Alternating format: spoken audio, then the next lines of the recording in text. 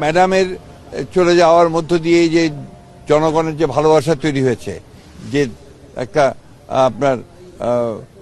আমি বলতে পারি যে মানুষের মধ্যে ইমোশনস কাজ করছে, সেই ইমোশনসগুলো তো নিঃসন্দেহে বাংলাদেশ জাতীয়তাবাদী দলকে আরো বেশি শক্তিশালী করবে। এই ভালোবাসার কারণ হচ্ছে যে বাংলাদেশের রাজনীতিতে একটা বিরল ব্যক্তিত্ব, যিনি তার নীতির প্রশ্নে কখনো আপোষ করেননি, দেশের স্বাধীনতা সার্বভৌমত্বের প্রশ্নে কখনো আপোষ করেননি, এবং যিনি তার সমস্ত জীবনই গণতন্ত্রের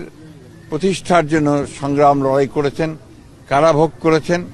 এবং শেষ দিন পর্যন্ত তিনি অসুস্থ ছিলেন কিন্তু কখনো আপনার এই দেশ ছেড়ে চলে যাননি। এই যে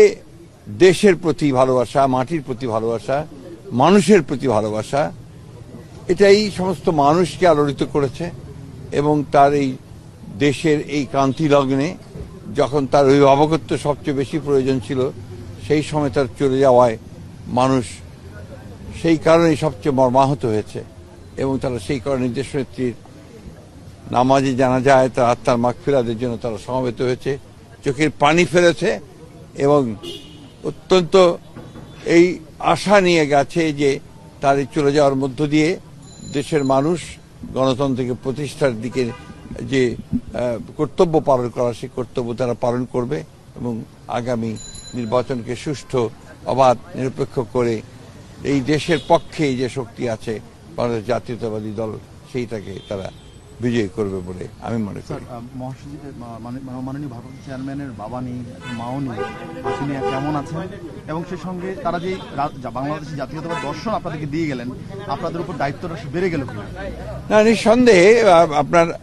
দেশনেত্রী বেগম খালেদা জিয়া যে একটা অবস্থান তৈরি করে গেছেন, এবং তার পুত্র এবং আমাদের নেতা যারা তারেক রহমান সাহেব এর যেমন একটা দায়িত্ব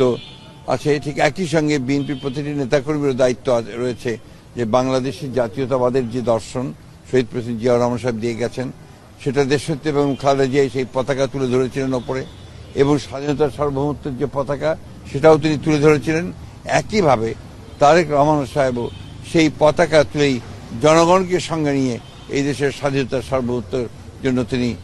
কাজ করবেন, রক্ষা করার জন্য কাজ করবেন, এবং তাকে সুসংগত করবেন, এবং গণতন্ত্রকে প্রতিষ্ঠা করবেন। এটাই মানুষের প্রত্যাশা। আগামী নির্বাচনে ম্যাডাম যেহেতু নেই, নির্বাচন তার কোনো প্রভাব পড়বে কিনা বলে মনে করেন?